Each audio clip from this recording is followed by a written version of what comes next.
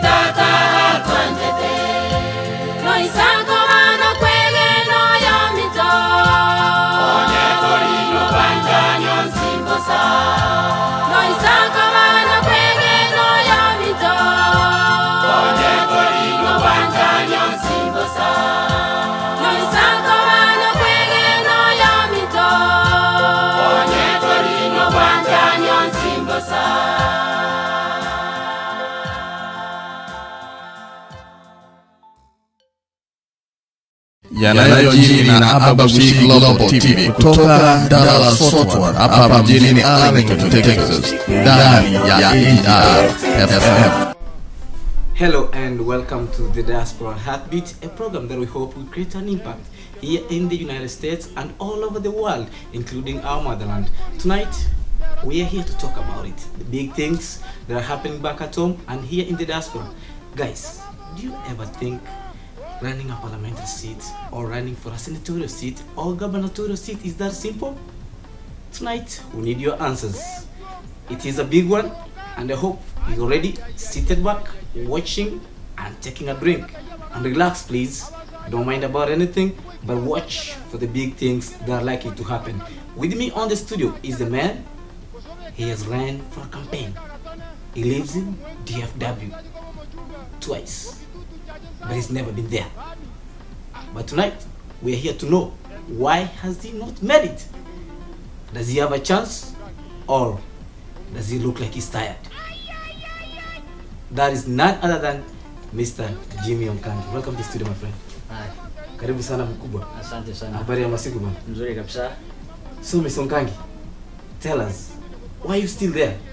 Are you not getting tired? Well, Twice. You've gone twice.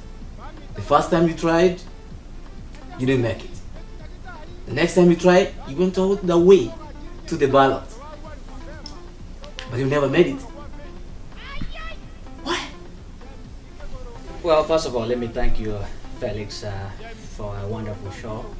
We very much appreciate what you're doing in terms of getting the words out there.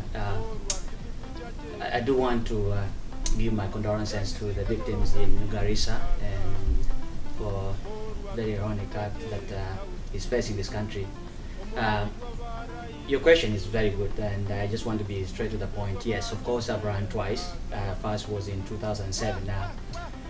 In 2007 campaigns, I never made it to the ballot simply because there was some kind of problems with the ODM nominations, and I felt like I was shortchanged in the middle. Do you think, Mr. Onkangi, do you think those guys, they just gave somebody a ticket and you didn't have a chance? Well, I really don't want to think that way. What I think happened is basically what happens every day, business as usual in terms of nominations, and that's actually what made me a better candidate in terms of 2013. What is this business as usual that you're talking about? Well, just the other day, I just read news today. I don't know if you followed that. There's a ward in Ololundu ward whereby a job candidate lost. He was number 2. I think his name is Bernard somebody. Immediately, ODM went ahead and gave him direct nomination. So that's the same case that happened in Tutu Churches South, where you come from, by that time? Yes, that's In exactly what that happened. was in 2007. That is, So you get closer, you go to Mlolongo, as they call it back at home, very close there, somebody else gets the certificate, and you're left out. that's exactly what happened. We felt such change in the laws were that you cannot do party hopping, and that's not something which I really admired then. So I decided to say, you know what, I'm young, there's a second chance, and you know, I will learn from what I did, the mistakes that we did, and what happened. I will get smarter, Yes. and that's exactly what I did.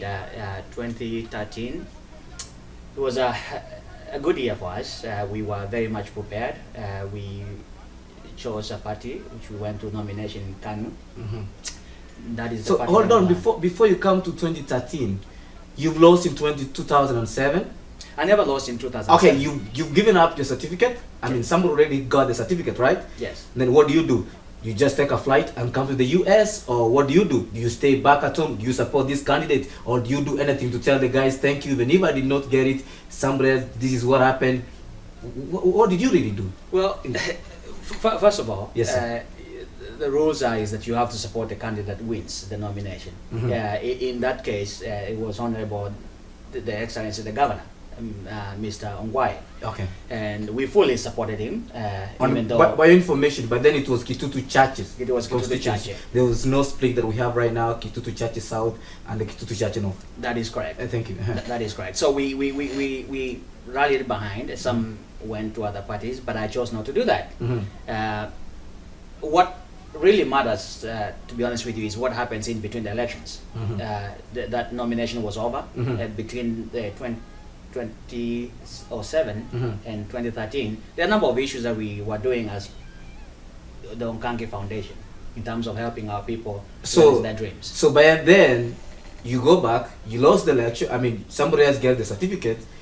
You go back and create the Umkangi Foundation. You dwell on the Umkangi Foundation. You still get in touch with the people back at home, but you still take a flight and come to the US. Those are one of the challenges that I'm going to be talking about tonight, about the challenges that we are facing as diaspora candidates. You know, there's a life after elections, and once you have lost your elections or be it nominations, life has to move on.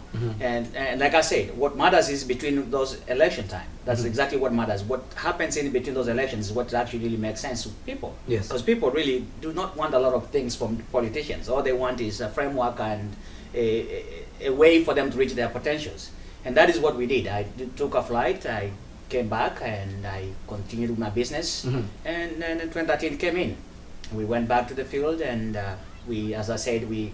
In between that time, you live in Kenya, you come to the US. Did you make any subsequent flights going back and forth home, trying to see maybe, you know, trying to get what the ground looks like? If I had come with my campaign budget, you probably see a lot of the largest expenditure on my campaign is flights. As a matter of fact, some of the flights were free because I was a frequent flyer. But Mheshimiwa, this time round, there is no campaign that is going on. The election has already been given. Somebody else has been declared a winner. You've come to the United States. Now, we're talking about that duration between 2007 and 2013 when you go back again and try to run again.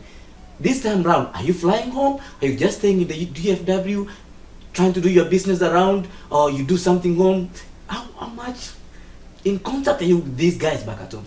You know, that's a good question, because basically when I was running this campaign, and that's what the things that we were facing is that we were not in touch with the folks at home. And I used to argue about this because the point is that even these politicians who are running at home, they are all in Nairobi. They are not in Kisii. And some of the times I used to go home more often than they do.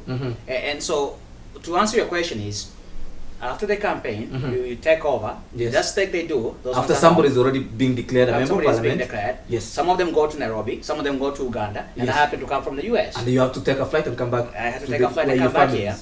But I do make frequent visit to my people. Like I said, the Umkangi Foundation was started way back in 2006. And what it does is sponsors kids that are not able to, you know, get the scholarship from the CDF.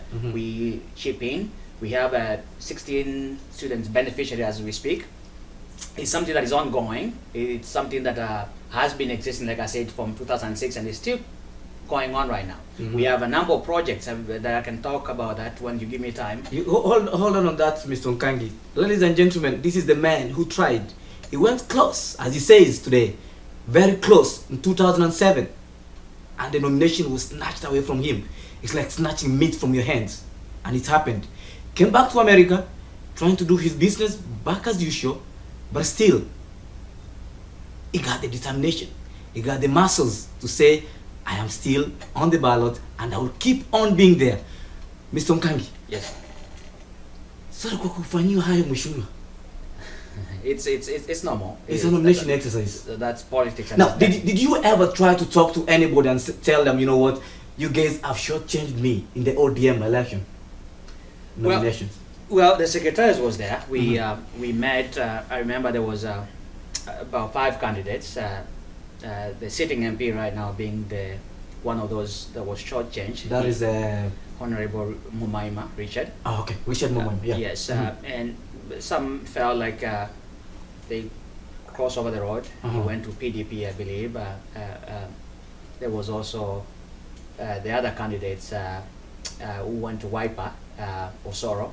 And so we did talked about it, and there was no time. As you know, the nominations window with IBC closing window is always very close. So we did not have much time to debate about whatever would shortchange. We knew that this is going to happen, but we had no way of getting away from that. Now, Mr. Umkangi, just before the first run, just before you went to run in 2007, I'm just dwelling into that too much because this is the time you created an impact. And as you say, that you got very close to the ballot, very close to snatching that nomination, and then somebody just came akanyakua from you. Now, my question is, how much ground did you prepare? How much help did you get from your friends around and your family? I mean, how much did you spend a lot? Did you have a lot of machineries? What was the trick of becoming number one? Actually, you said you won the game, but somebody else snatched from you. What was the trick on this? Well, how good was your campaign? What did you do? Well, again, like I said, everyone who goes campaigning, they are always winners. You go in knowing that you are going to win an election, and that's the first thing that you do when you decide to do this. But I must say this, that my family was very supportive, and they are still supportive of the my initiative. Friends here in the diaspora and actually back at home, they were also very supportive in terms of prayers, financial help, and that's what kept me going. Campaigns are not cheap. That's a dirty game, and I'm not going to say that I was fully prepared.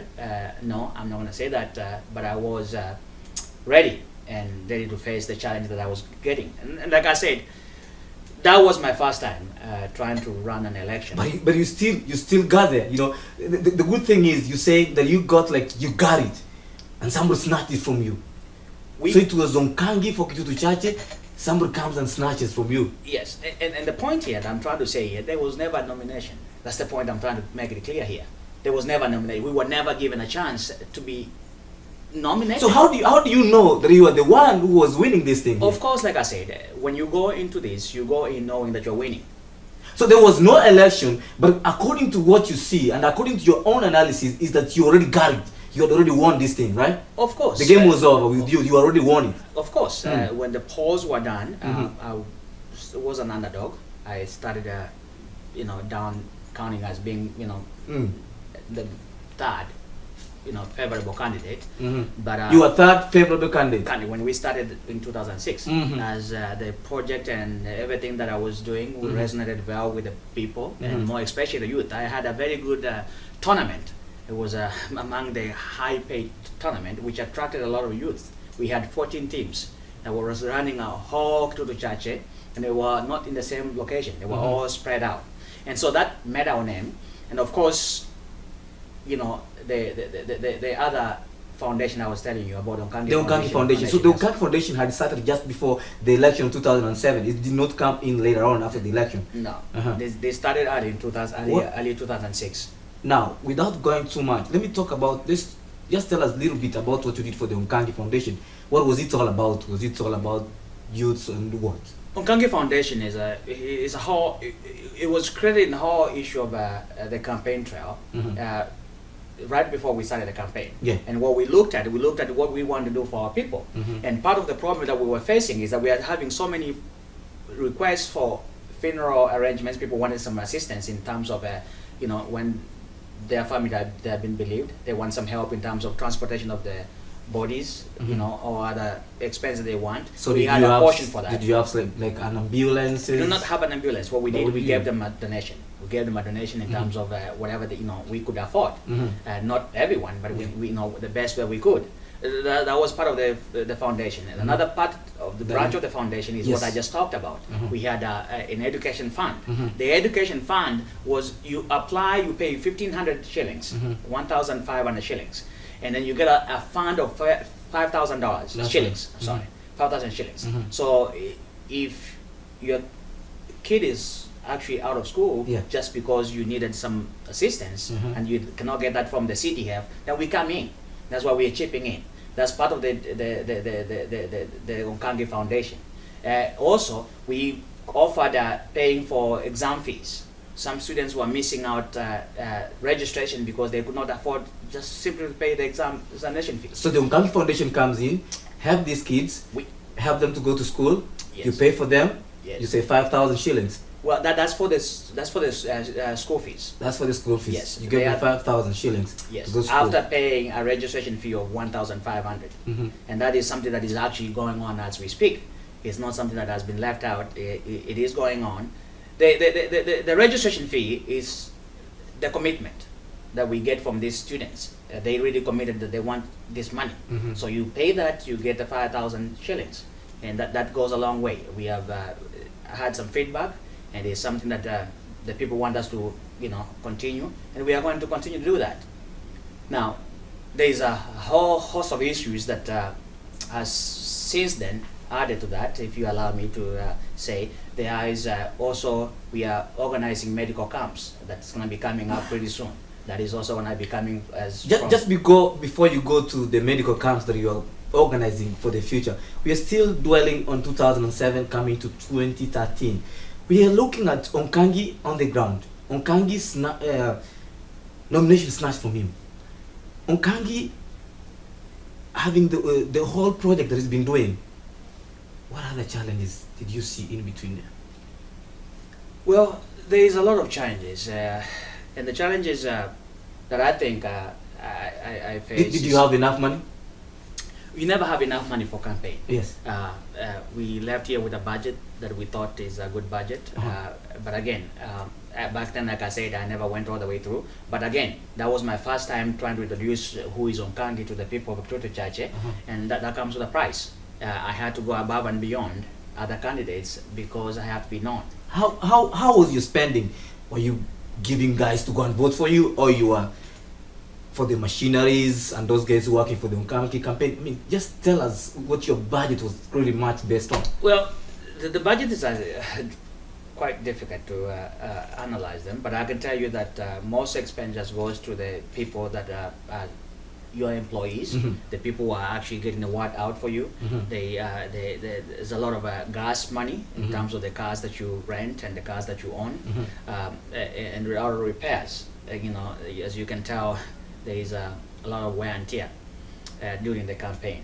That's one of the expenditures, and mostly the expenditures that we incur is during this campaign time. They tend to be so many fundraisers, and if one does not attend one, or if you attend one and sneak the other one, then you tend to be labeled as choosing somebody, one, and that goes against you. So those are the challenges as I was facing. So that despite the willingness of helping, but we get overwhelmed. But there is one thing that always goes on, especially if you are coming from the diaspora and you're going to contest back at home. There's that notion on the ground. Everybody says he's come from the diaspora, he got money, so what we need to do, eat the money and vote for somebody. Did you ever encounter something of the kind of people saying that Onkangi has come with the money, all we need is to, you know what, eat the money and vote for somebody else? That's a notion, and that's something that is being said. But it's something that you never had when you did the campaign? Well, I had that. I had that. Don't get me wrong. One of the things that we do after the campaigns at night, we sit down and look at what we've done during the day and what the feedbacks that the guys got from the ground and what I got, and we share. And one of those moments, I remember one of my campaign guys, the field guys, he came and he said, "Mheshimiwa, I don't know, this area, man, we have put so much money, and but what I hear the people are saying is that you are giving too much money. First of all, you are giving too much money. You're giving too much money to the people around, so that they can area. vote for you." Well, no, giving in terms of spending. I'm sorry. I was spending so much money in this particular or like the commercials and everything that was going on, the machineries. It's about, there are so many. You're talking about people saying you're giving too much money, but the thing is, we want to know where is this money, what are they saying the money is going? It's not people. If people are receiving money, Mr. Mheshimiwa, yes, that's bribery, right? And that's not what I'm talking about. So there's nothing like bribery. You're not giving out handouts on the campaign trail. No, you're not doing that, right? I don't do that. You're not bribing guys to vote for you, right? No, fellas. What I was saying is yes, that, and not to cut you short, is that it is not the people who are saying that. I had it from one of my field guys who was saying that we are spending so much money in this area, but what I'm hearing is that the people are saying that you're not known here. Your chances here are low. You need to restructure and spend your money elsewhere. Those are one of the strategies that we go through, and that's why I was telling you the challenges is people know us as having a lot of money, and of course, like I was telling you, I was trying to spend more money so that I can be known. That was one of my strategies in terms of getting my word out there with people to know who is Onkangi, and that's why I was spending so much money then. But again, it's very hard for you to say that you cannot spend much money because you don't want. You're going to lose. Like I say, when you go in this thing, you're winning. So as these guys were telling me that I'm spending so much money, back in my mind, I'm like, this is exactly what I wanted. I wanted people to know exactly who I am. Hold that thought right there, Mheshimiwa. This is the man who says, they said, he did not say, they said he was spending too much money for him to be known on the ground. He said he did his homework, put the Nkangi Foundation down, but as we come back after break, he's going to tell us how much did he spend and why did this money never bear fruits. Thank you for watching Heartbeat. Yanayojiri na Agtv Global TV kutoka Dallas Fort Worth hapa mjini Arlington, Texas, ndani ya AGR FM. Oh yes, thank you and welcome back. I'm here with the man who tried twice, not once, came next to it, but he never got it, as Mr. Jimmy Nkangi. Mr. Mheshimiwa, Yes. we have gone, 2007 is done, 2013 comes in. You're still strong and you're still going back to the ground. Now, the mistakes that were made in 2007, did you realize them and change anything in 2013? A lot, Felix. Like I said, it is a learning process. There is a lot of whole issues that we dealt with when we were in 2007. And I'll start by the nomination, like I told you. In 2013, we were very much prepared with the nomination. We did not want to end up not having our name on the ballot. And so the challenges we were having is basically trying to have a fair and free nomination among the mainstream parties. And that's a challenge, and it still remains a challenge up to date. Our people wanted us to genuinely be on the coalition, which was the court. But again, there was a lot of issues in terms of nomination, as you know, countrywide, not only in Kitutu Chache South, but countrywide.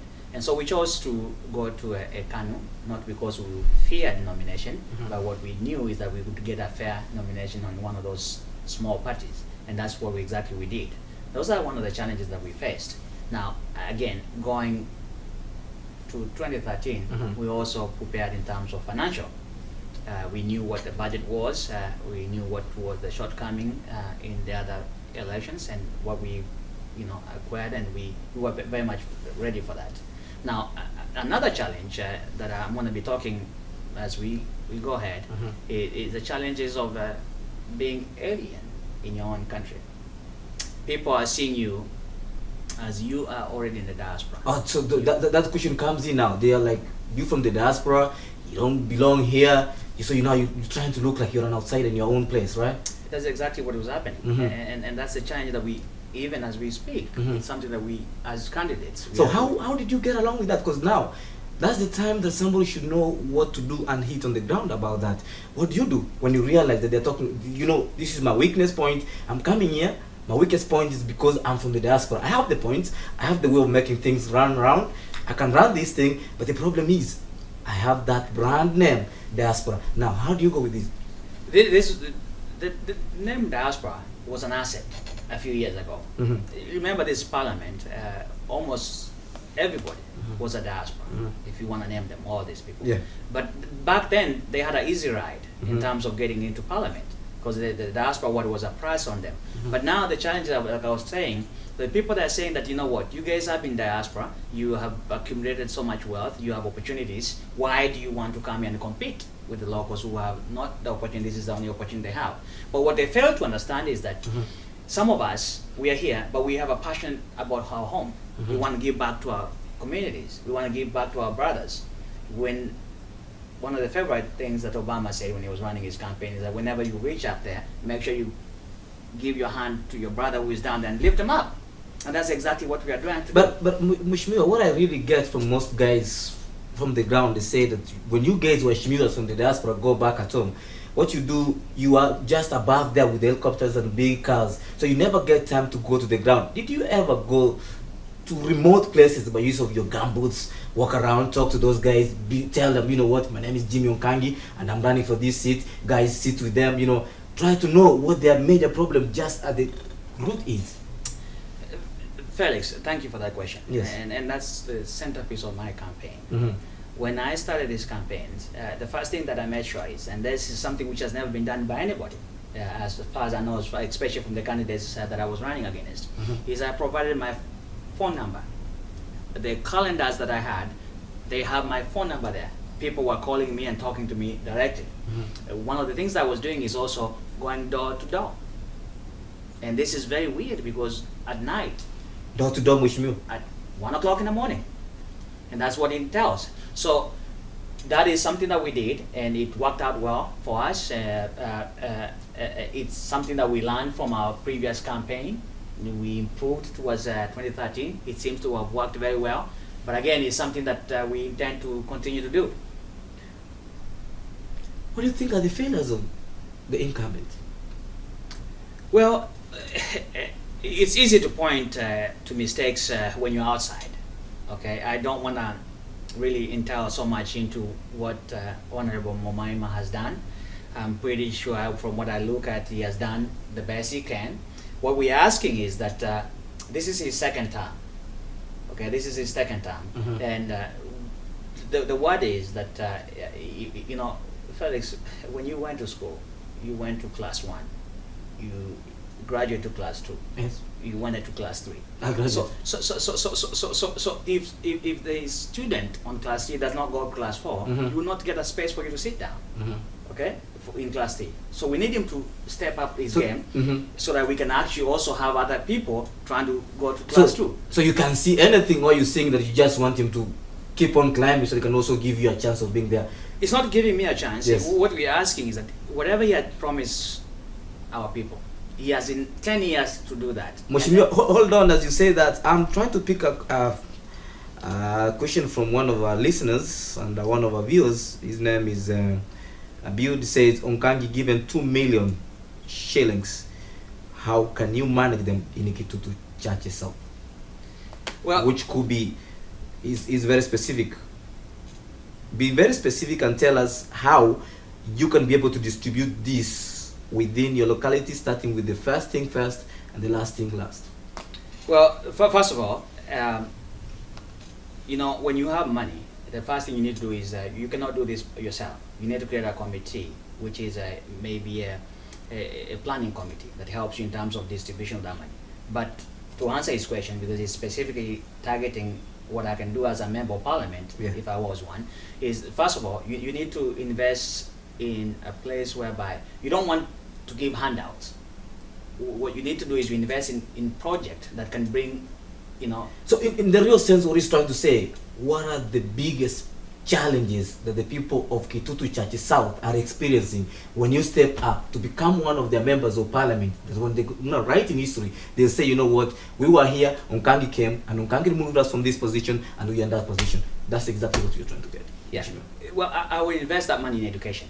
That's the first thing you want to do. You want to invest that money in education, because that's exactly what I champion in terms of getting our kids, you know, to school, because that's one of the challenges they need. Some of them, they want to go to school, they don't have the funds to go to school. So I will immediately create an education fund. Basically, that these kids will be borrowing that money from there. Not only just borrowing, getting the money going, but they pay with interest. That fund to be continuous. That's like a capital to start a business. So I will immediately start doing that, give him an education fund. Also, don't forget there are also farmers, our moms, they need help. So you need to invest in terms of fertilizers, in terms of them to, you know, buying you know, seeds and, you know, whatever they need for their farming. So that's something else you need to do, because you need to, you know, create an environment whereby they will be able to get all these things done easily than they were doing before. So in terms of distributing, those are my priorities: education, farming, and then going down. Maybe if you go to youth, they need some kind of microfinancing, because they are, some of them, I don't know what you call them, but quarry. They need some tools to be able to do what they do in terms of generating their own income. So you have to look at, when you get such kind of money, or when you're a leader, you have to look on the youth and women in terms of empowering them, and also the education sector. That is the corner pillarstone that can actually enable a constituency or a community to move into the next level. Wow, it's smoking in here. Guys, I don't know what to say. I'll bring it back after the break, and then we're going to talk more about this man. In 2013, he went for Kanu. Why Kanu? Give me after the break. yanayojiri na hapa Bushi Global TV kutoka Dallas Fort Worth hapa mjini Arlington, Texas, ndani ya AGR FM. Thank you and welcome back. I'm seated here with the man. They call him the Naomi of Kitutu Church South. He's tried twice, as I told you earlier on. He's not get there. But this time round he says, you know what? I can never give up. If I give up, my people are in problems. And he believes 2017, it's his time. He's ready, set, put everything on fire, everything just facing Kitutu Church South. His machinery is on the ground. The guys over there, they're talking about him. They're singing about him. They're saying, we need you. But how ready is he? Mheshimiwa, welcome back. Thank you, thank you. Now, 2017 is here. It's our year. You've gone home. Yes. And who knows? You're elected member of parliament. You're going to that gas house. We've had guys coming from the diaspora, they go home, they win elections. They go and take over from those guys. They do whatever they do. They don't change. They don't seem to create any difference. And then you keep wondering, why did we elect this? Why did we allow these guys to even go just take the system the way it is? They get swallowed to the system without moving. And then they say, you know what? I'm here kukula kama wengine. They keep on increasing the size of the stomach, as they say. Forgetting they've come from Maju, as they call them back at home. Utafanya nini? Well, that has been a concern for especially our diaspora friends and Kenyans. It's a big challenge, like I told you earlier on. It's different when you are outside the game. Of course, the diasporans who have been lucky enough to be elected to Parliament. Yes, and talk to them. They have done a good job yes. In terms of representing their constituencies, a number of them. But the disappointment we are having, and the reason why my campaign is probably different from the previous one. The times have changed. I want you to look at them on the face. Yes, I am looking at them. And at them on the face. Yes. Tell them. We need to change in terms of what we do for our diaspora. In other words, when you are elected at home, let's say, for example, I'm elected in Kitutu Church South. I do need to make sure that I take care of my people in Kitutu Church South, not forgetting that also in Maju, as you call it, we have also Kitutu Church residents who are in the diaspora, be it Germany, UK, or here in the United States. So what I'm advocating is that if I am lucky to be given this seat, I will come back to the diaspora and try to make sure that I strengthen the other candidates who are upcoming. Like I've told you, times have changed. The parliament before is one of the corrupt parliament that we have ever seen in recent years. So there'll be no chicken for you? No, of course there's no chicken for me, because you sure? Oh no, there's no chicken for me. Mheshimiwa, look at the camera and tell them there will be no chicken. There will be no chicken. I won't Felix. eat chicken. Felix, let me assure you this. If there is any chicken for me, that will not be on Kanki. I will step aside and pay for any investigation that need to be done. And that's what we're asking even the current leaders that have been caught in corruption. Not only the diaspora, the corruption is for everyone. So if you are caught in corruption, the best thing to do is to step aside. If you are courageous enough, pay for investigations, because you hold a very high office. But Mheshimiwa, Kenyan politics sometimes can go either way. They can do witch hunting. They can just say because Onkangi is from a particular party, he needs to step down so that he can do investigation. He's corrupt. When that one happens, do you just step down because they say you step down, Mheshimiwa? If a man is, if your cautious is good, and you know you did not do that, even witch hunting cannot get you. That's what I'm trying to say here. I understand completely there is witch hunting in Kenya. That's not what I'm trying to dispute here. What I'm saying is that if your name has been called, the best thing and honorable thing to do is to step aside, pave way for investigation. If you are found not guilty, then you definitely come back and claim your seat. That is something which is enshrined in our constitution. It's something nobody's gonna haunt you. If you are cautious is clean. The best thing, Felix, is to step aside and pave way for investigations. Wow. That's the honorable thing to do. Just step aside. Step aside, let due process. And you're telling the people of Kitutu Church South, if Mr. Onkangi is elected member of parliament, and is in the chicken scandal, amekula kuku, tafadhali atarudi nyumbani and tell you guys, mimi siko ndani na mimi nimetoka, wacha wafanye nini uchunguzi. That's exactly what I do. Miss Onkangi, Yes. you're going home very soon. Yes, I am. And you're very ready to go. This is maybe in 1 month's time. There is something that we've been talking about. Everybody been asking many questions about the women empowerment. Why Onkangi for the women? I mean, why not your wife for the women? Well, Felix, thank you for that question. We are planning to have a home trip with a bunch of my diaspora friends who have been very supportive of my campaign, and they continue to support me. One of the things that we agreed is we channel, instead of using money, we channel in projects that are tangible, projects that you can see that can help the real people. And one of the questions they asked me is that which areas do you want us to help you? And of course, right back there, I knew that we needed help in youth. I knew we needed help in women. And so I initiated what we are trying to do right now is what we call a circle. We are building up money, having a big fundraiser, which is going to be at St. Patrick's Mosocho. The date is on June 12th. We're having some honorable members of parliament, which have already accepted the invitation. Former South Mogrango MP, Omingo Mangara, a friend of mine, has accepted the invitation here. And my friend, the Iron Lady, Mother Kalua, she is going to be the guest at that occasion. She has also accepted. She champions the rights of women. We have also even the first women MP, as you know, Catherine Nyamato.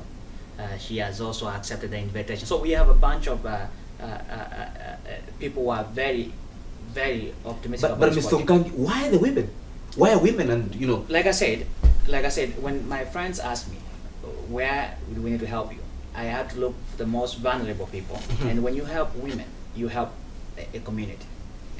You have to make sure. Here's an example. If a woman goes buys a car, and I'm giving this as an example that I found on the campaign trail. A woman saved money, bought a car, brought home. Within 3, 4, 5 weeks, the car was missing. She was never consulted, but the husband sold the cow. So what I'm trying to say is that when you help women, they tend to help the family. When you help our elderly, our fathers, they tend not to help the family. That's exactly what I'm saying. This whole scenario of the women empowerment thing based on you trying to acquire mileage because you're running for a parliamentary seat, or is it something that is just coming deep inside you? And then some other questions that will come up. Why is it Onkangi, and why is the wife not the one in front and Onkangi following from behind?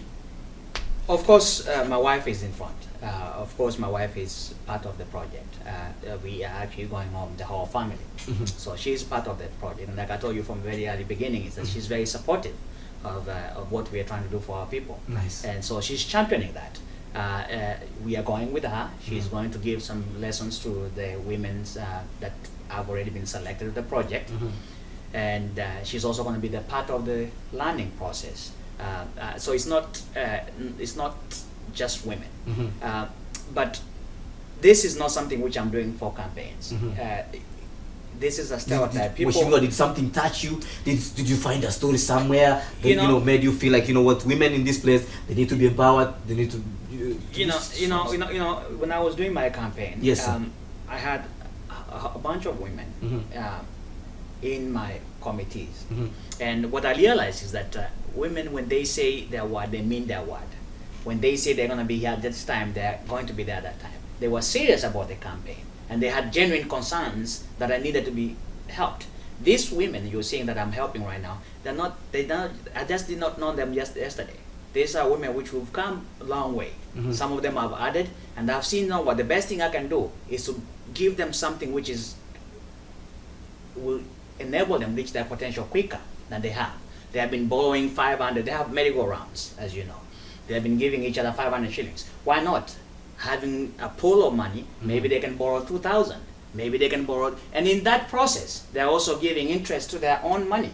That is something which will make them actually take an extra step and not depend on, handouts. That's exactly what I'm trying to wipe out. Not having people asking for handout. And the only way you can help that is by having women fed up, women having businesses to do, so that they cannot be relying on their husbands only. They can, when a woman has their own money, they feel motivated. They feel that they are part of the family. It's not that they are expecting money from their husbands only. They need to be able to get their money, and the only way we can help them is by getting this circle on, having my friends. They're also invited, by the way. Having my friends. I'll be there. Thank you. Thank you. So having their money there, so that they can actually pull that money from their own money, pay interest on it, and the account to keep on accumulating long before we know this, Felix. But we reached by 2017, as you think, this is not election. That's why I started earlier. I did not want to wait until election time to start this. Like I said from the very beginning of this interview, what happens to me, what happens in between the elections is what actually makes a difference in people. People don't care about what happens at the election time. That's the handout time. People will remember Nkangi of what he did in 2010. That is exactly what I'm doing. This is not anything to do with the campaigns. Those ones who will blind us that we are trying to do this in campaign, that's their own word. They can speak that, but we are looking forward. Hold that thought, Mheshimiwa. Thank you. What does Nkangi do in a daily living? When do you start your day? When you finish your day? How do you deal with your family? And going to politics, it's not an easy thing. Your wife is there, the kids are over there. How are you gonna deal with this?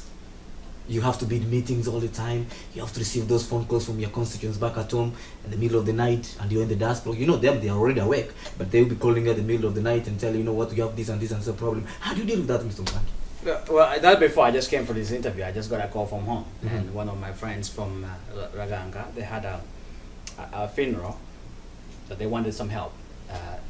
That is a daily to do. Jimmy Nkangi has a life just like anybody else. We have a family that we have to run. We have kids that are young kids. My daughter is 2 years old. She always needs me. So you have to be able to balance. That is one of the things that will gauge you as a leader. You have to be able to balance your personal life and be able to balance with the public life. And that's a challenge to most of us. But as a leader, it's one of the things that you have to do. To be able to know that this time is for family and this time is for public. But you also have to find that balance to be able to give yourself also some time to run and not you physically, to be able to jog your mind. It's a daunting task, but again, we are equal to the task. And that's why not everyone can be a leader. That's why we have to come in. Hold on that thought. When we come back, it's going to tell us how much he's able to the task. And he's going to tell us his parting shot, why he thinks Kitutu Chache needs him most, and why he thinks he can do it better than the incumbent. This is Felix Nyangate. You're watching the Diaspora Heartbeat. Yanayojiri na Abagushi Global TV kutoka Dallas Fort Worth hapa mjini Arlington, Texas, ndani ya AGR FM. Yes, we are back. Diaspora Heartbeat, just inside the room. Very hot. It's fire. I can see 911 automated. I can see MedStar just out there saying, what? If somebody calls, we are ready for you guys. We are live from Arlington, Texas. This is Diaspora Heartbeat. You wanna tweet us? Don't forget my tweet. F Nyangate. And this tweet is Nkangi. Hashtag Diaspora Quest. Mr. Mheshimiwa. Yes, Felix. The biggest problem that people do face in our country, and especially Kitutu Chache South, I can tell you point blank to your face, poverty. What are your plans for those guys? Finish colleges, universities, out there still working. They don't have no jobs, and the country says there are no jobs. They go there, they're looking for money to maybe pay kitu kidogo for them to get a job. You've been in this country where you've seen Obama creating jobs, as a matter of fact. You've seen other presidents creating jobs. You have a little bit of experience from this country. And for information, I know you've been in this country for more than 10 years. So you have a little bit knowledge. What will you do to create jobs and eradicate poverty in your area? If elected a member of parliament, Kitutu Chache South, Well, thank you for the question, Felix. Poverty is a national issue. It's not an issue that is basically in Kitutu Chache South only. But you're right. Kitutu Chache is one of the poorest constituency in 10 years. That's 10 years ago. That has changed since. But there's still more work need to be done. People are living beyond, less than $1 a day. Having lived here, there is a little bit of things that I've seen that need to be done in terms of different. We know our people are used to the same way of doing things, and somehow they expect to have some changes, and that's why my quest for leadership is I'm trying to have them change their mindset. Some things that we need to do in terms of eradicating our poverty is education, first of all. We need to teach people on how to fish, not take the fish to them. And that's one of the projects that I've initiated. There is I don't know if you know One Hand campaign. It is entirely in Kisi, and we are in touch with James McKinney to try to do more, help people in terms of trying to get a living. And like I told you, the number of projects that I'm trying to do, helping women. When you help women, you reduce poverty, and that's exactly what the intention is for that initiative. And we are very glad that it's going to be kicking out very well. Another thing that you have to, and this is something we always having problems on, fertilizers. You cannot be, you'll be surprised. Some people may have the germination seeds, but they don't have fertilizers to enable them to do the plantation. And so that's something else you need to look at. You need to look at, because we are rich in farming. Our land is blessed with good Kisi land, Matoke land. Exactly. So we need to initiate that. Another thing that you have to look at, my friend, if you look at the coffee industry, coffee industry has completely done. In fact, my grandmother chopped all those trees down. You want to revive that? This is the problem. This is the problem. What they have done is the few that are doing farming in terms of coffee farming, they are taking all the industries that are in Thika, that are in the central side of Kenya. Yeah. There's none in here. So you are finding middlemen trying to get, the farmer is not getting the actual worth of whatever they're doing in their farm. So what I'm thinking of, the best thing to do with the county government now, since there's devolution, is that we need to have one of those industries right in Kisi. It don't have to be in Kisi, it can be even in Luo, somewhere close to the west part of Kenya. That will help a lot in terms of employment, and that will actually even give the appreciation in terms of farmers. They'll be able to get more money. That's not the only thing that we need to look at. We need to look at also the tea industry. Tea industry, there's a lot of corruption, right from the farmers. So those are the things that we need to revive. We need to go back to what we used to do and do it better. In other words, the farmers will be able to How give about more. your road network, Mheshimiwa? The roads have been improved. I must say that. Because if you're going to have these guys transporting their produce from the farms, you need to have the good road network to get to the factory or wherever they should be going to. So how are you going to do that? I mean, well, and it's good you bring that point. Yes. One of the things that people don't understand, that roads sometimes they are subdivided. There are roads that are national government, and there are roads that are basically for the county government. So what is happening here is that we are having a blame game. And that's why that we need to have the right people, because of some of those roads are interior roads. They are more of county roads. The county government is responsible for making those roads network. There is money for that. It's not a CDF money. It's not an MP job. It's something that you need to have a very good leader who negotiated with the county government, make sure those roads are done, and I'm ready to do that. That's what the incumbent is failing to do, and that's what we need to step in and help out. Mheshimiwa, you've been talking about you winning in 2017, Yes. but I want to go a little bit off the cuff and Yes. ask you Yes. if you lose. You don't want that to happen, but what, you're a human being. Anything can happen, right? If you lose, what will be your message to the people of Kitutu Church South? Well, first of all, I don't plan to lose, Felix. 2017 is our year. Like I said, when I'm going to this thing, I'm going to win. That's exactly what the message is on the ground. But what I want to tell our people is that we need to change the way of our thinking. We need to think outside the box. We need to try new things. We cannot keep on doing the same things, for somehow, at the end of the results, you expect to have a different results. They call it insanity. Yes, exactly. So what I want our people to know is this, that we have given ourselves out there wholeheartedly. We have very good intention for our people. We want to make sure that your lives is changed.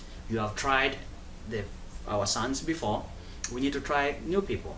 Now, one of the things that I've assured you is that I want to take care of your security, making sure that there is a security in entire constituency and around the borders, because our constituency borders the Luo side of it and the Kisi side of it. So I want to make sure that there is security there.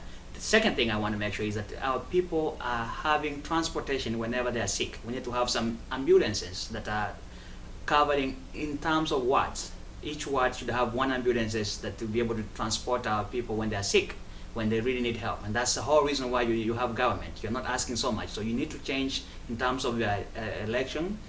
See the leaders you want to elect. You want to elect leaders that are going to help you. Another thing that I want to assure you is that you want a leader that can be honest with you. A leader that can look on your face and tell you, this is what I'm going to do for you, and come back and report you have done it. And that leader, you're looking at him right now. That is Jimmy Onkangi. I want to make sure that you are secured, you have food on the table, not only provide you food on the table, but help you find the food. That's the best way to do it. And Felix, last but not least, Yes. I want to encourage our diaspora brothers and sisters who have every good intention of giving back to our community. We have done tremendous job before. The year before, in 2012, we were at 75% in terms of remittance. Right now we are headed to 95% according to GDP. So we are doing very good. We want to make sure that this money that we are providing our sisters and brothers, we are providing project, not handouts. That's the problem we are facing right now. We are sending money for our kids to go drink instead of sending money to opening business and make them accountable. When you give your money, you should have accountability with that money. And that's exactly the message we're trying to pass now. We want to make sure that the money that we are sending home, we are sending towards a good cause. It's not okay, it's not wrong to give your brother money to go have a dinner or something like that. But the chunk of money you are sending, there is M-Pesa now. You can send money for a project and make them accountable. That's the only way we can help that country. That's the only way, because we are third. We are third in terms of remittance, in terms of the national. That's what they say. Yeah. We are. That's what they say. Agriculture, tourism, and diaspora. And mind you, they say there are more banks in Kisi County and Nyamira County than any other county That in is Kenya. true. That is true. That is true, and that shows you how deep Kisi is blessed. And I'm glad to be part of that. Ladies and gentlemen, you've been listening to the man they call Naomi of Kitutu Church South. He's run twice, never got there, but he's determined to get there next time.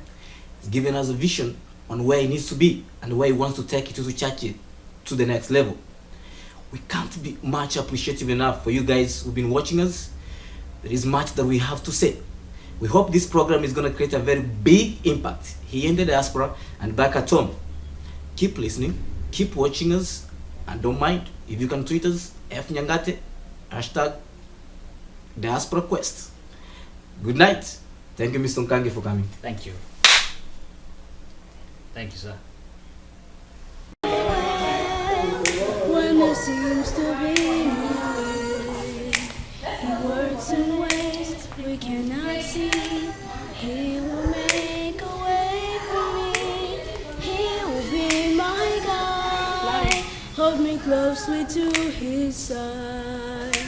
With love and strength for each new day, He will make a way. He will make a way. By a roadway in the wilderness, lead me. In rivers in the deserts will I see. Heaven and earth will fade, but this word will still remain. He will do something new today.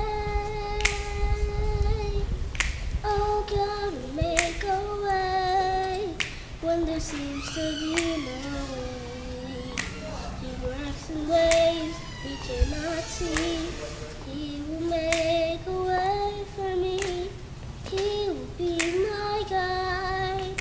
Hold me closely to His side. With love and strength for each new day, He will make a way. He will make a way.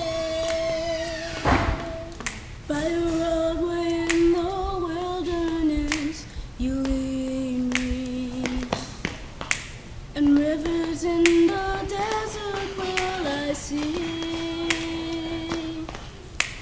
Heaven and earth will fade, but His word will still remain. He will do something new today.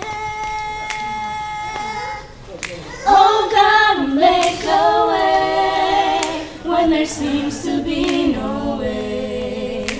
He works in ways we cannot see. He will make a way for me. He will be my guide. Hold me closely to His side.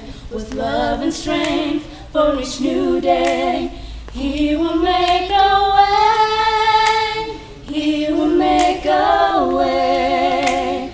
He will make a way. He will make a way.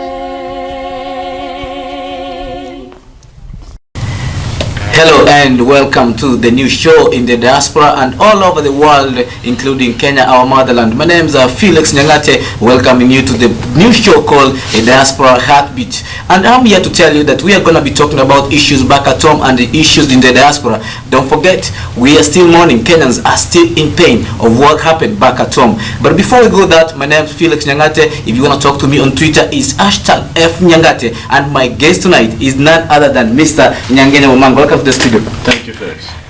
His name is Nyangenya Bumanga, and don't forget to tweet him. His account is @Bumanga. @Bumanga. You got that one. #@Bumanga, and then you talk about the Twitter from the other side. So today, Kenyans are in pain. Yes. Last week, it's been somber mood all over. We don't know what is the situation back at home. Well, first of all, thank you for giving me this opportunity to talk about the situation back at home. I want to start by sending my condolences to the more than 147 students that lost their lives. Their families are in pain, relatives and Kenya at large is mourning. So I want to join other Kenyans at this somber time. Second, I want to say that the situation in Kenya, the security situation in Kenya, Yes, sir. is alarming right now. Because what the Al-Shabaab have done, they have made sure that they are causing havoc in the country so that they can be able to execute their programs. They are making sure that they cause disunity and they leave us scared as a country. Leave that right there. Mr. Nyangenya Bumanga, you said about havoc. But Kenya has had these issues since 1998 when we were bombed by those two guys who came to the American embassy in Nairobi. Since then, things come, then we went to Westgate Mall. There's a lot of bombs that are happening around. Are we learning or are we still very slow to learn? 1998, Yes. you are going away too far. Kenya has been very stable. 1998 to even to 2010, we were a very stable country. Yes. Till the time when now we started having grenade attacks happening in Kenya and the people being held hostage in the ocean, in the Indian Ocean, and that's when now our country went to Somalia to make sure that they bring sanity of the grenade attacks, which to me was a big success. Yes. Because of late I've never heard about the grenade attacks. But what I think happened is the enemy that we went for changed tactic. He moved from the grenade attacks But to now the direct kill. But Mr. Nyangenya, you're trying to tell me the enemy changed tactics. Is the Kenyan government very flexible, able to do this and move with the tactics that those guys are changing? Are we able to change tactics with the KDF and all the soldiers that we have in the country? Are we doing that, or we just watching and doing nothing? Are we just using the old tactics and never changing? Let us now get the facts first. Yes, sir. Number one, we had the grenade attacks, and those used to happen during the regime of Mwai Kibaki, and it was in that process that we had our KDF, our men and women in uniform, being sent to Somalia in October 2011. Since then, the problem subsided, But as I said, the enemy changed tactic. He went to the drawing board to think on how he's coming to attack us. When I was looking through the internet, I looked on the meaning of the word Al-Shabaab. Al means they, and Shabab means youth. So Al-Shabaab is the youth. And to me, it is the youths who have been misused by the people who are the planners and the masterminders of the killings, the merciless killings we are having in Kenya. So the problem we have in our country, which our government is trying, is level-based, to tackle, is the Al-Shabaab. Who have become terrorists, and you know terrorists is a global war. They're still terrorists. They're terrorists, right? Yeah, terrorists. Yes. Yeah. Even the United States of America has been attacked. Yes. We have terrorists across the world. We have the Boko Haram in Nigeria. Yes. So we have had terrorism across the world. That's right. But what I think we should do as a country is coming up with a very good strategy. Like now, what happened in the Westgate almost 2 years ago was a very good opportunity for us to run as a government or as a country.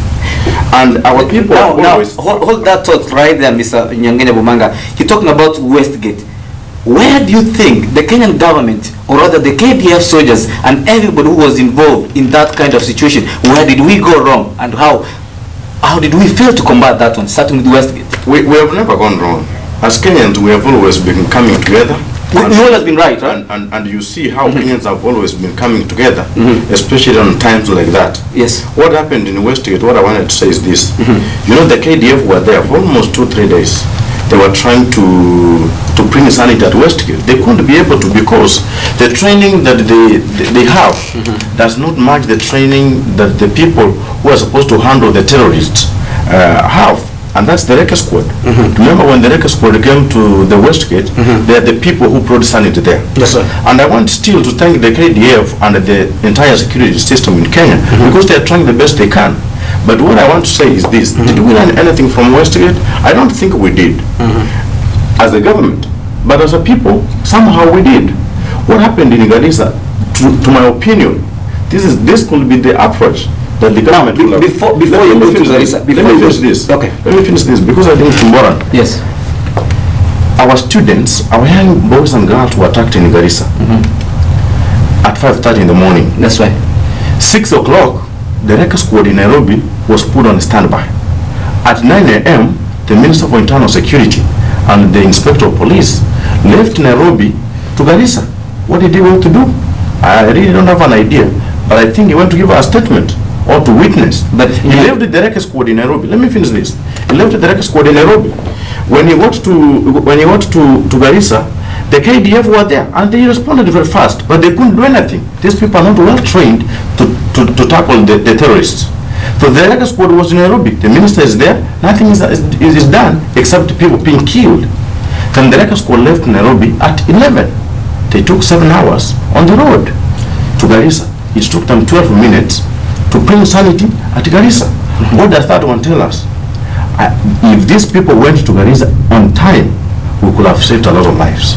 And thank you guys, and thank you so much, Mr. Nyangene Bumanga, doing a wonderful job. Don't forget that this is the Diaspora Heartbeat, coming all the way from 1901 East Arkansas Lane, and the place is Arlington, Texas, trying to tell you how situation back at home it is and how it is being proceeded back here in the United States of America. And don't forget to call us. 818-475-9201 is the number to call and talk to us directly and tell us what are your opinions about the situation back at home. Thank you so much. I'm seeing a lot of tweeters writing on my Facebook account on the other side. I'm seeing guys saying, you know what, Nyangene Bumanga, we are just there for you and we are waiting to hear what you guys are about to say. It's Balozo. Don't forget that address 1901, and we are here with the man called Nyangene Bumanga. He lives in Arlington, Texas, and we are talking about the Al-Shabaab and the menace back in our country. Yes, you talked about taking more than 7 hours. Yes. Going all the way from Nairobi to Garissa. Yes. My friend, is there any other means of transport that we could have used to get this Reke group? Listen, Felix. During Chamoni Day, yes, sir. I've seen, and the Kenyans and everybody else, I've seen a situation in Nyayo Stadium. We have the Kenya Air Force, we have the Army. We see we see the commandos and the aircrafts The over there, the choppers, assuring us that we are safe. I normally hear them saying, Mheshimiwa Rais, mtukufu Rais, umeona hii ni jeshi ya angani inatuhakikishia ya kwamba anga yetu iko imara. Then I meant to believe that those aircrafts we see during the holiday celebrations, I expected them on Thursday last week when our students were attacked. I expected them to leave Nairobi at exactly 6. They go to Garissa with the wreck squad. They finished that. Let me tell you for history, for record. Yes. When I read about what happened during the Kenyatta regime, Idi Amin Dada said the border of Uganda is in Nakuru. Then, Nakuru. Do you know what Kenyatta did? Nakuru? Kenyatta sent the air raid squad. You don't know that? That seems to be news. Idi Amin Dada wanted he said the border of Uganda. Back in the days. Back in the days, yes. During, it's not the Uhuru Kenyatta I'm talking about. Yes. I'm talking about Jomo Kenyatta. Thank you. So, Idi Amin said the border of Uganda is in Nakuru. Yes. So, literally it means that I should be in Uganda right now. So it means most of the western part of Kenya Was you should be on Uganda, and the part of Rift Valley you look on the other side. Now let me tell you how the president responded. Kenyatta, he sent the air raid squad. They put the traffic uniform and they went there with mighty. And do you know what he told Id? That those are just the traffic police have sent. Id was scared, and now we have the western part of Kenya. In Kenya, Does it mean that UK is not able to follow his father's footprints and do the same thing? Because it looked like he was not necessarily. Yes. Not necessarily, but what I can say is this. The Al-Shabaab are trying to scare us. They are trying to choke with the mind of Kenyans. We should respond in the same way. If the air raid squad, the wreck squad could have left Nairobi immediately at 6, latest by 7 they should be there. They could have saved a lot of lives. They could have executed and killed those terrorists. They crushed them. They could have sent a very strong message to the Al-Shabaab that Kenya as a country, the security system is all set, is prepared, there's no way we're going to defeat them. Just like college. But Mr. Nyangene, hold that thought like that. But this morning, you saw what happened to Foreign Affairs Secretary Amina Mohammed. She said that it takes a lot of time for those guys to go to the boardroom, try to discuss and get everything on the board before they can go and attack. And they say that KDF soldiers, they were already surrounding the building. But honestly speaking, with more than 5 hours, and the guys are being killed inside there, and you're just surrounding the building, is that justice for the Kenyans who are being killed, or something was going on? Amina Abdallah, just like me, was giving out. Amina Mohammed. Amina Mohammed. Yes, sir. She was giving an opinion, which I don't regard as the government stand. She was giving an opinion. She's just a lay person, just like me, Yes, sir. who does not understand security system. I also don't understand it very well, but this is what I'm thinking. If you take the way she was arguing and you put it into the context on the situation on the ground, you will say, Amina, wait a minute, that's not the way it should work. So I don't buy what Amina said, but I want to address the President of the Republic of Kenya, His Excellency Uhuru Muigai Kenyatta. Yes. He is the Commander-in-Chief. He's listening to you. He's listening. Uhuru Muigai Kenyatta is the Commander-in-Chief of the Armed Forces of the Republic of Kenya. So I could have expected him to authorize, having heard the Westgate, having heard what happened in Paraguay, Yes. where we lost a lot of young guys there. I expected him to send the wreck squad immediately. Number two, Felix, and the people who are watching me at this time. That's right. Let me tell you, if the president was attacked in Garissa, Amina could not be talking what she said. We could not have our security personnel not being prepared. Do you want to tell me, Mr. Nyangene, do you want to tell me that the president is so high over there, is untouchable, so he cannot be able to do anything? But I hate the PL that works in our system. Yes, sir. And the president, as the CEO of our country, needs protection. And what I'm trying to say here is that we should provide the security that we are providing to our top politicians in the country, to the ordinary mwananchi the same way. We are the taxpayers. Our brothers and our sisters, like the innocent young Kenyans who were killed, they also need security. They need to be safe. Let me tell you, the people who have the solution to the problems facing in Kenya were killed. So do you want to tell me the government has totally failed Kenyans? I cannot use this scenario as a gauge. Let me put it this way. Let me put it this way. Okay. Have they totally failed, or they are so slow to make it the right position? Let me say this. Yes. Terrorism is a global war that everybody needs to be involved. What I will ask the government of the Republic of Kenya is to involve all the stakeholders. Even what we are speaking here, you said the president is listening. Even what we are saying here is very important. It can help. Not everything we are saying here can help, but some of the things we are saying here, they can help. So let each and every person be involved and be given an opportunity to come up with a way we can solve the problem. I know they are trying their best, because if they are not doing what they are doing with the threats I'm seeing in Kenya, we could be seeing even worse. So I know to some level they are doing the best they can, but they need to pull up their socks, because they have been given the mandate by the people of the Republic of Kenya, and the people of the Republic of Kenya need to be safe in their country. Thank you so much, Mr. Nyangene. As we keep on listening to this program, or rather looking at the program at the same time, I want to invite you guys to give out your opinions. The number to call is 818-475-9201. And don't forget, if you want to tweet Mr. Nyangene Womanga, the hashtag Womanga, and my name is F Nyangate. You put an hashtag and it's going to be F Nyangate on Twitter. So you tweet us and talk to us. At the same time, those guys on Facebook, my name is Felix Nyangate on Facebook. It's called Nyangene Womanga on Facebook. So I want to have a close look at what some other friends of mine or other all over the globe are talking about the situation back at home. I'm reading from Gideon Ogwoka Ogoti saying, unstable state is a big threat to development and stability. It is critical topic to talk about. It calls for men to come out clearly to try giving solutions and less finger pointings. The peace security we're lacking is a contributor of many factors. Terrorism is taking a very different and drastic move globally, and this is where we should add our statement to come together and assure the people safety. Good job, Abakusi Global Radio and Diaspora Heartbeat. Another one is Samuel Choroke. He says, I will miss the show, but we are together, guys, just to contribute. Kenyan government lacks commitment. They talk too much, but no action. They want soldiers to do work in an empty stomach. Hell no. They should give them motivation first.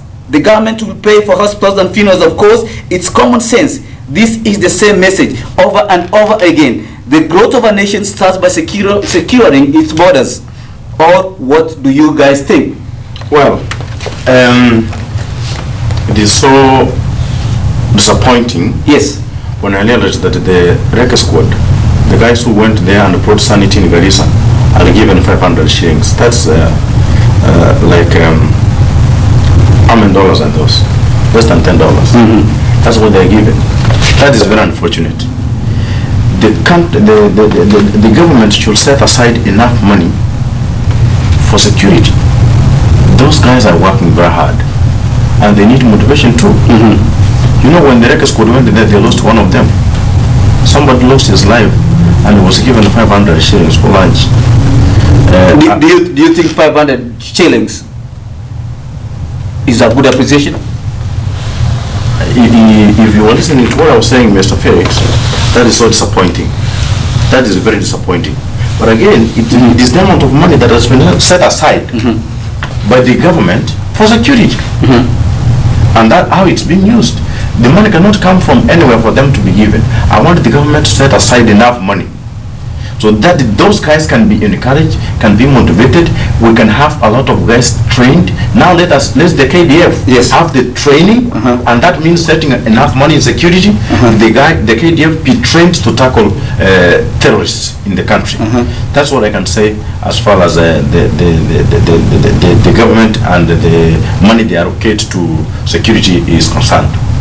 Another guy from Facebook, the name is Abid Mogoba, says, guys, a wonderful discussion, but I have an idea that it's good for us to equip Kenyans with rifles, with guns, so that they can be able to protect themselves in case of any imminent danger that could be falling them. What do you think about that? That's a very good idea, yes, but it shouldn't be the first thing that we need to execute. We should not give Kenyans guns first, because what will be the repercussions of Kenyans having guns on top of them, other than them protecting themselves against terrorists? What will happen if a terrorist come here and you have a gun and he is ready to die? Those guys were ready to die. What happens? What I'll say, as much as that will be a very good idea, but it's not the immediate thing to be done at this time. What should be the immediate thing? What should be the immediate thing, Mr. Mangena? The immediate thing to be done, number one, is enough money to be set aside for security. Number two, now we know terrorists are all over in the country and they're eyeing us. They have warned us. They have told us that blood is going to flow like water in Kenya. What we need to do is to have the wrecker squad ready. Enough money set. We have the choppers, the aircraft ready to go. The moment we hear they're somewhere, we go there, we get them, we kill them, and we crush them, and that's the best way to go. Yes, it is. The man with two kissy names, Nyangenya Womanga. I don't know if he has an English name, but the man with two, he's here making sure that this place is burning like hot fire. Thank you guys for listening to us, and thank you guys for watching us. As I'm telling you, it's Diaspora Hit Beat. They call it Heartbeat, not Hit Beat. Don't get me that one wrong. Yes, thank you so much for listening and watching us all the time. Don't forget, it's gonna be coming to you all the way from Arlington, live from Balozi Hall. And now, yes, sir. Did you see the Kenyan law student from Nairobi? Is among the terrorists who were killed. What does that one tell you? It tells you that I told you Al-Shabaab means the youth. Our young Kenyans are the people who are killing us.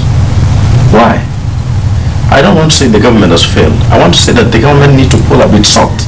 Hold on that thought as we go into the break, Mr. Nyangenya Bumanga. We will come back. Our young guys in Kenya, or the Kenyans themselves, are the ones who are killing us. We take you back to break, and don't forget, he's right here. The man with two kissy names. Nyangenya Bumanga.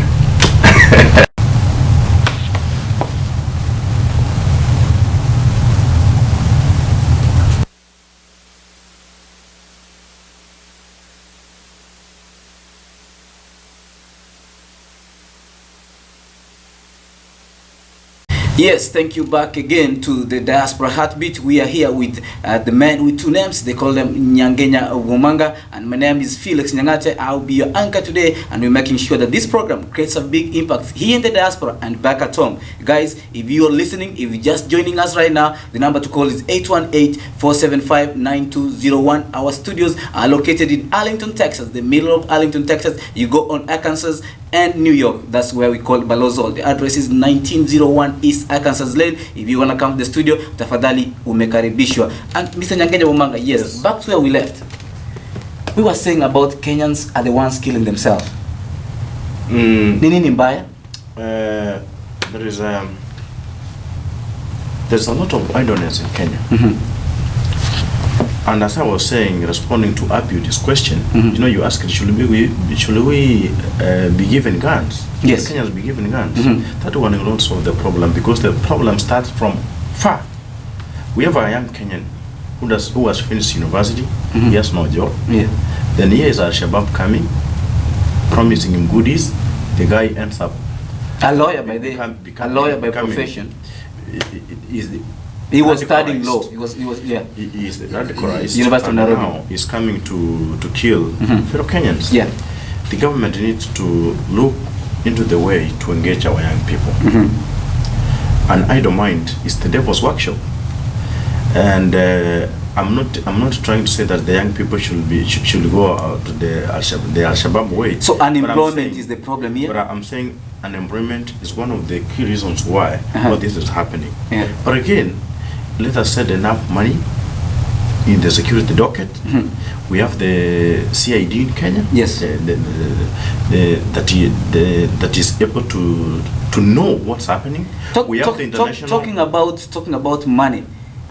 Uhuru Kenyatta said that he had set some 10,000 guys had been recruited, and then they were barred by the court from being recruited, and then they went back home. And now he's calling them back to the camps to say, you know what, this is the better way of going to solve the menace. Do you think that will happen? When I think about what I told you, it's about psychology. Let me try to see how the psychology of the Kenyan government is working with the psychology of the Al-Shabaab. The Al-Shabaab, they have come and they have scared us. Yes. Everybody is scared, including you. Students are scared. Yeah. Everybody is scared. Yeah. What is the government doing? I told you earlier, if the government could have responded very fast, crushed the heads of those terrorists the way they did after several hours, but if they could have done it within minutes, they could have scared the Al-Shabaab. Now the Al-Shabaab are very happy, brave, courageous, coming out, telling us, yeah, we are taking responsibility. And you see, we are the people who killed Kenya, who kill your people. We are coming back to kill more. That's what they're doing. And you see now we've even gone to Somalia immediately after the attack. We are on Somalia. They say that we've already bombed some bases for Al-Shabaab in Somalia. A good move or a desperate move? A good move coming too late. That will have how late is it? That one will have come. I'm telling you, Felix, I wanted that one to happen. Yeah. On Thursday by 7 a.m. 7 a.m. The students were attacked at 5:30. Latest by 7. Our REC squad could be in Garissa, saved our students. Then if they start attacking, they could have gone there. The government is responding to scare the Al-Shabaab now. I don't think in my opinion, that is the best way. Calling the 10,000 young people to come, telling us that we are short of the security personnel, is not a good way to tell your enemy. In my opinion, that was not the best way. You think we're opening too much? Kenyans are opening up too much. Even what's supposed to be official secrets, they're getting it out there for even Al-Shabaab to learn what what we do all the time. Or are we? Not necessarily. What I'm thinking here is the psychology of the Al-Shabaab and the psychology of the people who are responding with us now, as a country. How we're responding to Al-Shabaab. I think we're giving them more stamina. So what you're saying is that the government, or rather the people of Kenya, are giving Al-Shabaab more information that they're not supposed to even to know. I'm not talking about the information itself. Yes. I'm talking about the way we are responding to them. You are my enemy. When you are my enemy, you are not even sure when you want to attack me how I'm going to respond. Yeah. But you want to know. So the moment you know how I'm going to respond to you, you will change your tactic. And you will respond appropriately, and you will beat me. I don't want the Al-Shabaab to know that as a country we are scared and we are threatened by them. I would like them to know that we are prepared to deal with them. If they come, we will crush them. I want that information to go to the Al-Shabaab. I want to see it. The moment they attack anywhere, it does not take hours.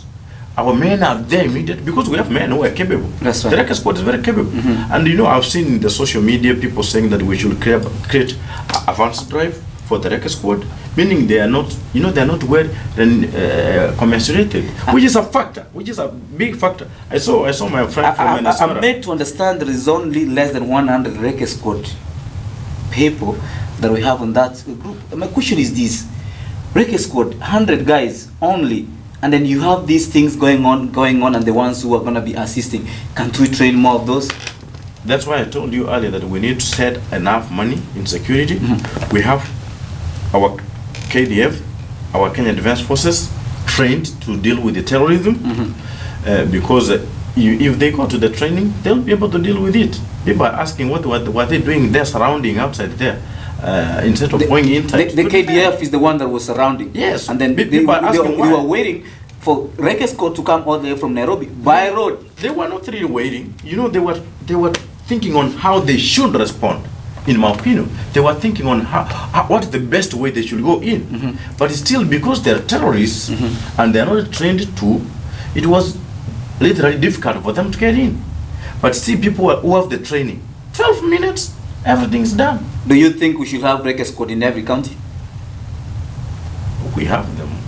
I was reading the news and they were saying that some of them are being given shoddy jobs to do. We should not even have them in every county at this time.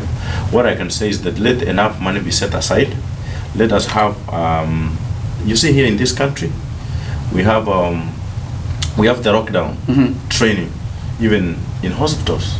If an enemy attacks, we are trained. We I'm in the medical field, and we are trained. Yeah. If an enemy attacks, how should you respond? Let us have enough money setting the security. Let even Kenyans, all Kenyans, be given information. Let the media, let the AGL, let the media in Kenya be used as an avenue to even train our people. Basically, if you see a terrorist, if a terrorist attacks you, how do you respond? Our students who were attacked in Garissa, they knew nothing what they should do. They never knew where they would run to. And even if they knew, you know, it will take somebody 10 hours to be there. So if the people have the right information, if a terrorist comes, this is what you need to do. You run, you know, you hide yourself down, you wait for the security response to come. Our security system is responding very fast and appropriately. We'll be able to deal with that. Let me read something here that I just saw on the media the other day. It's like they're saying, the court fraternity, they're saying that it's better for Kenya to pull out of Somalia. Is it the right thing to do, or is it wrong at the right timing? What do you think? What's your reaction towards that? At this time, I don't want politics to take place or to be the center point. Mr. Nyangena, should we pull out of Somaliland? Pulling out of Somalia, you know, let me tell you, I told you we went to Somalia in 2011 in October as a country. In 2013, the African Union came in. Yeah. So we are not in Somalia. Actually, Kenya is not in Somalia. It's the African Union which is in Somalia. We have Uganda, we have Tanzania, we have Ghana, we have Nigeria, we have Ethiopia. So it's not Kenya which is in Somalia. When you are telling Kenyans to pull out of Somalia, remember we are the neighbors.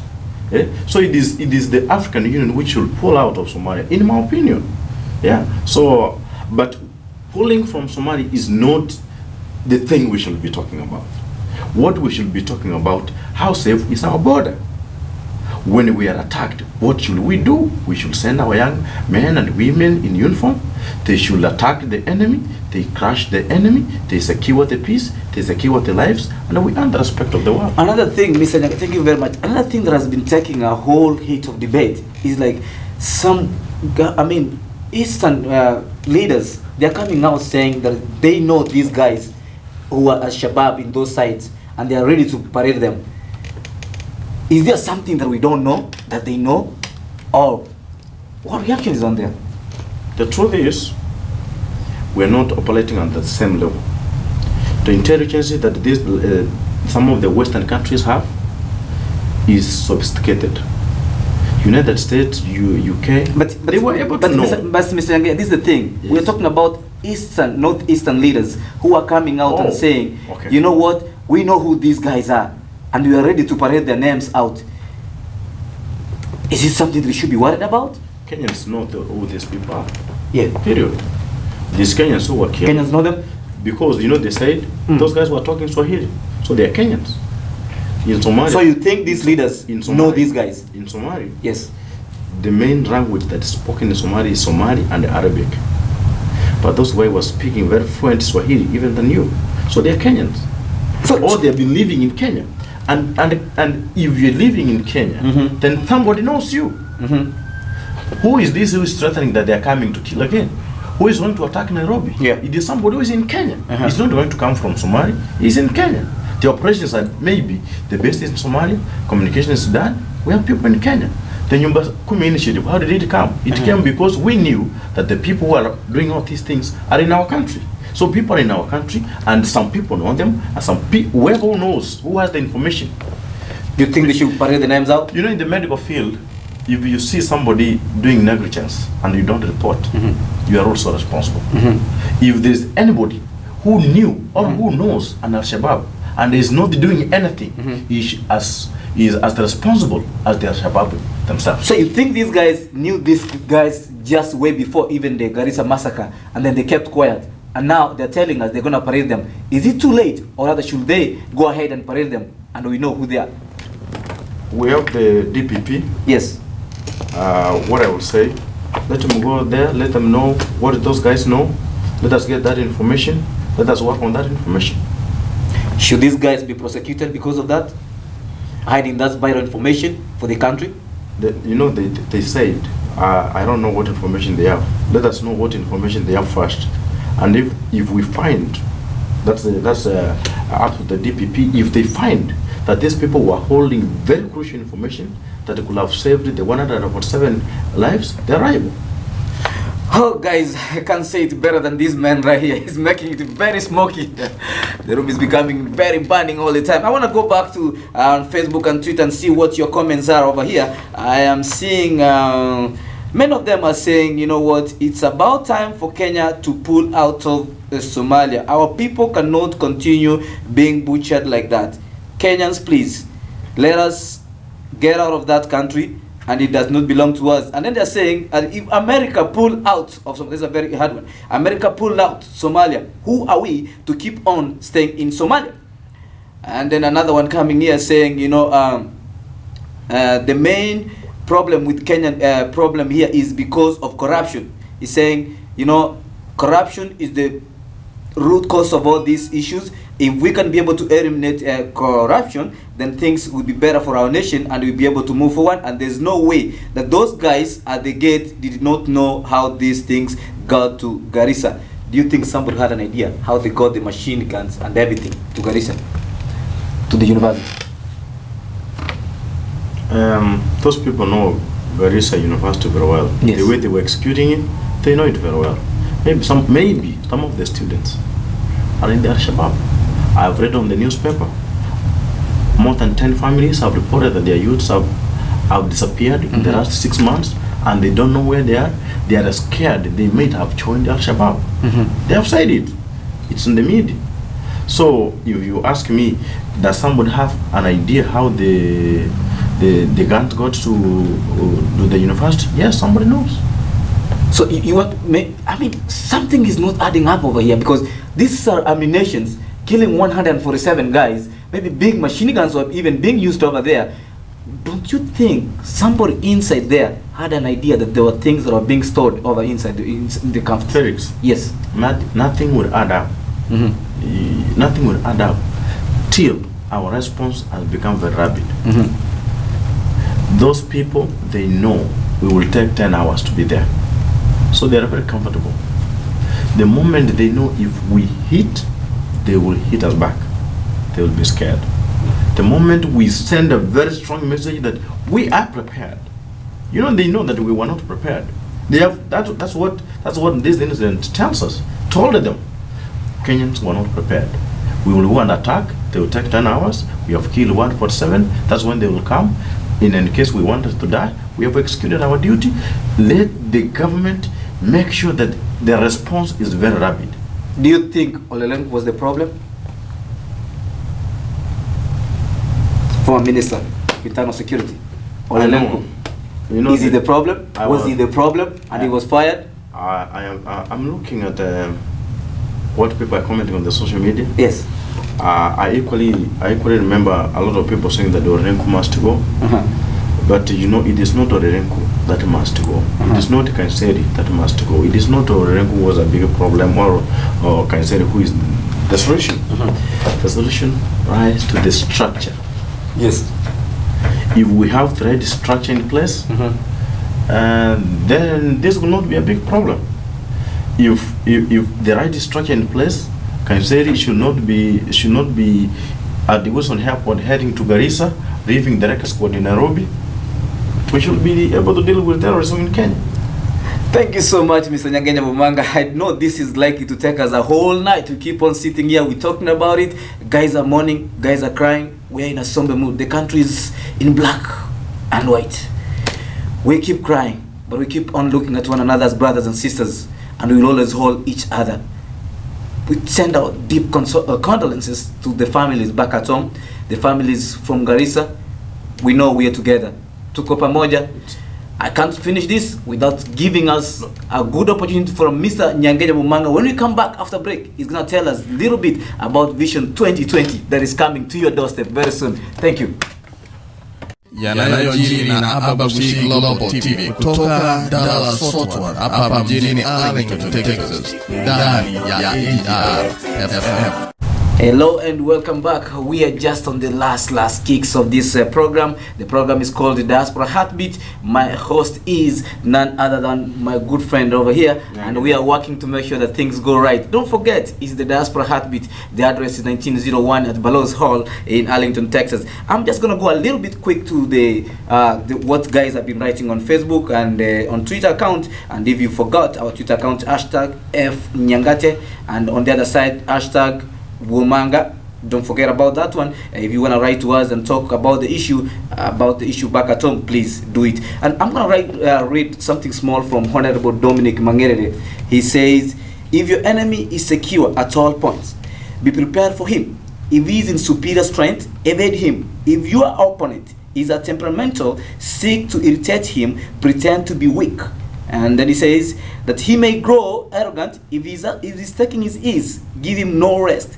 If these forces are united, separate them.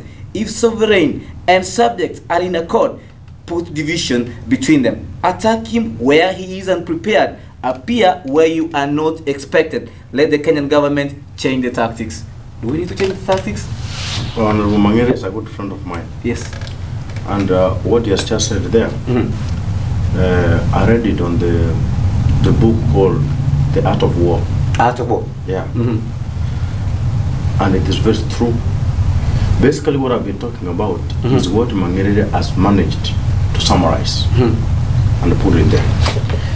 Let me talk the role the people of the Republic of Kenya can do, and also us here in the diaspora. Yes, sir. What we can do to help. Yeah. Number one, I said our young people are very idle, and an idle mind is the devil's workshop. We have a lot of organizations here in the diaspora. Let those organizations be able to help to create jobs back at home. Let the government of Kenya work with these organizations so that they can be able to have ways to engage the young people back at home, so that we minimize the idleness in them. Number two, let the government of Kenya help the students. Do you know how many students we have who finish high school and they don't go anywhere? A lot. Many of them. I know we have a lot of tertiary colleges now, but let us be able to disseminate good money and a very good way, or a very good system that can be able to help these people be able to manage or get money that can take them to school. Lastly, yes, families are mourning. That one we should not forget. We're hurting. Really bad. Yeah.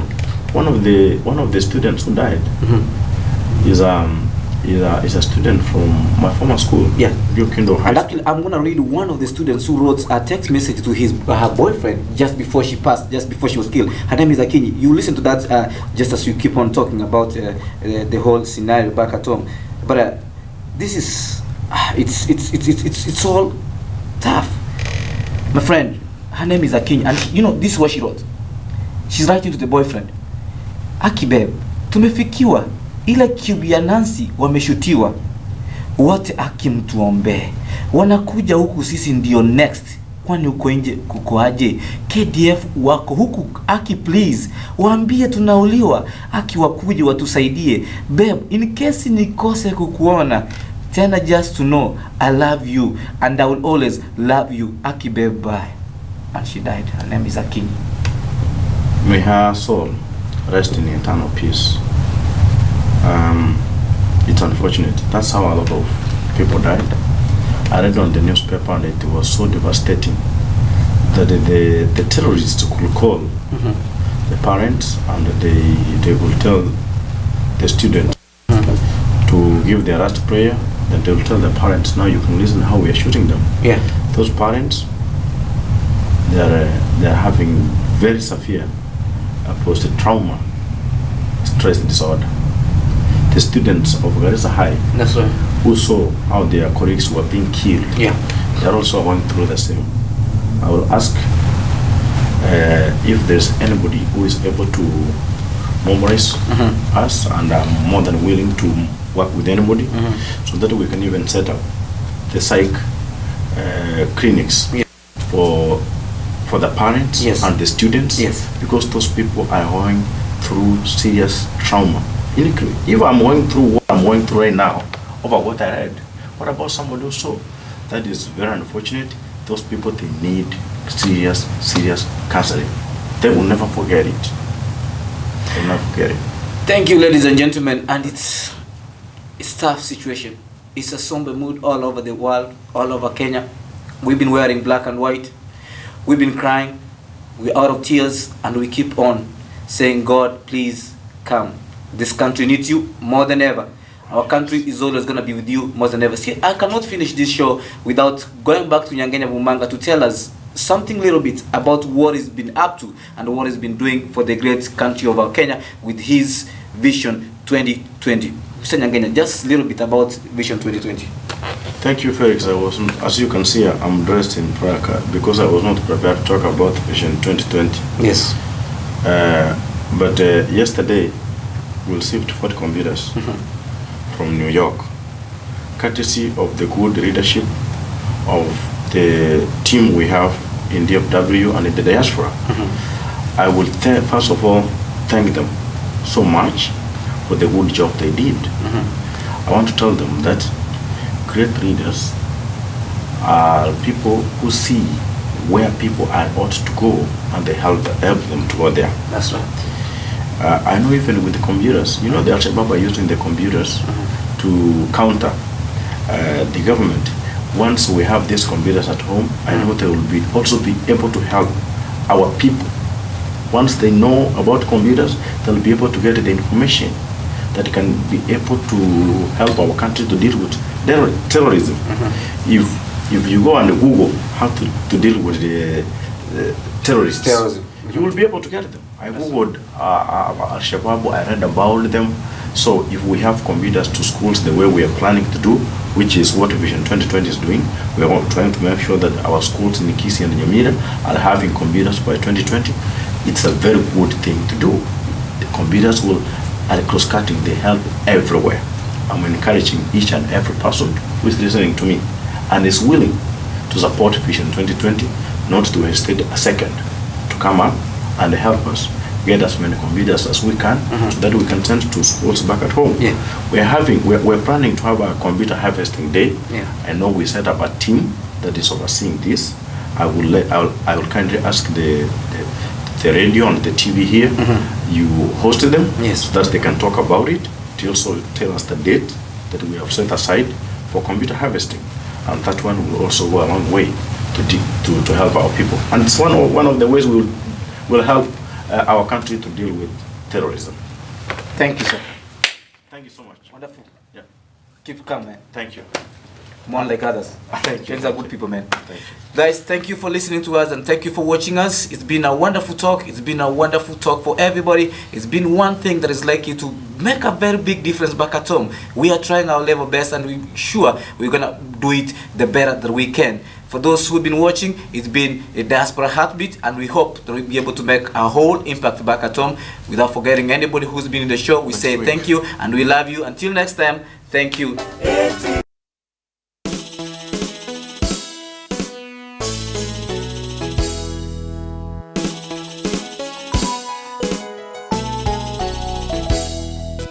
Onward, Christian soldiers, marching us to war.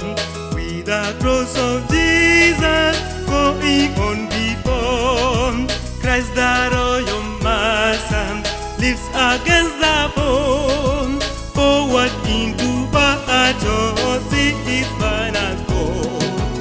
Onward, Christian soldiers, marching us to war. With the cross of Jesus going on before.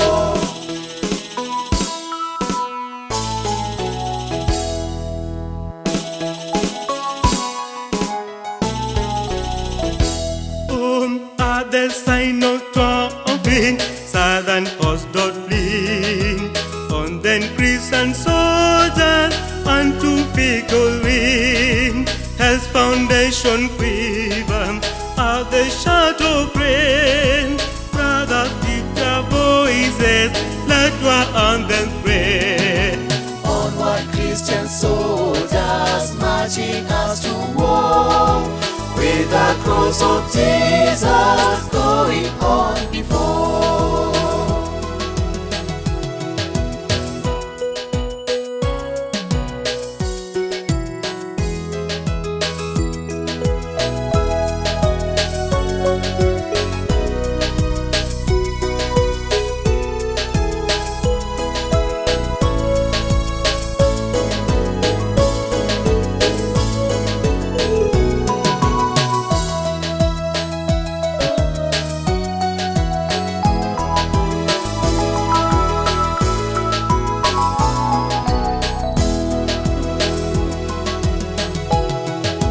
Like the mighty army moves the church of God. Brothers, we are training where the saints are torn. We are not divided, all one body wing, one in hope and doctrine, one in charity. Onward, Christian soldiers, marching us to war, with the cross of Jesus going on before.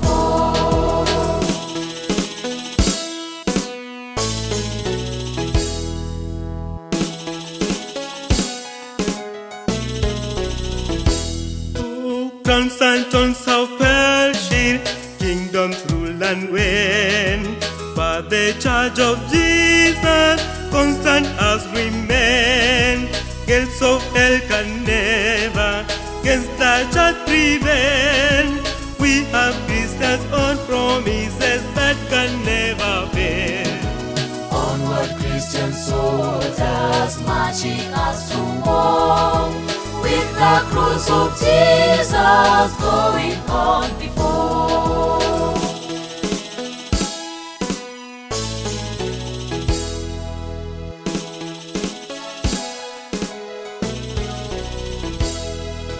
Onward, the new people join the happy throng. Then we'll house our voices in the throbbing song. Glory, praise, and honor unto Christ the King. This true count praises ages, men and angels sing.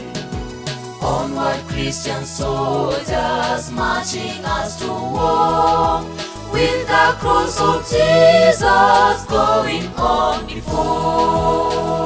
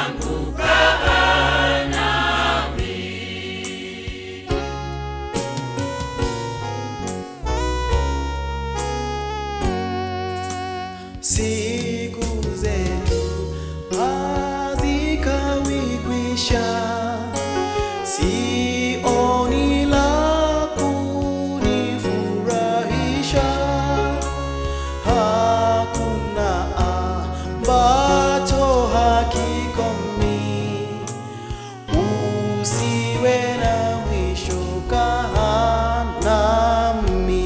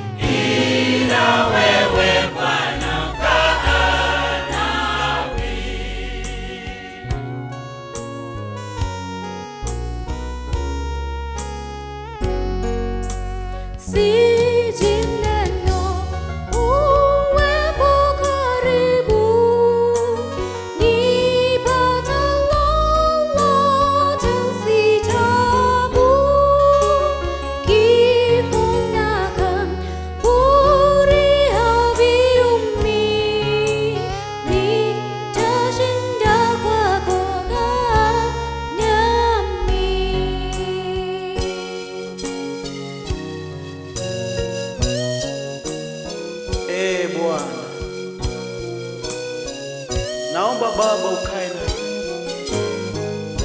iwe ni asubuhi, mchana,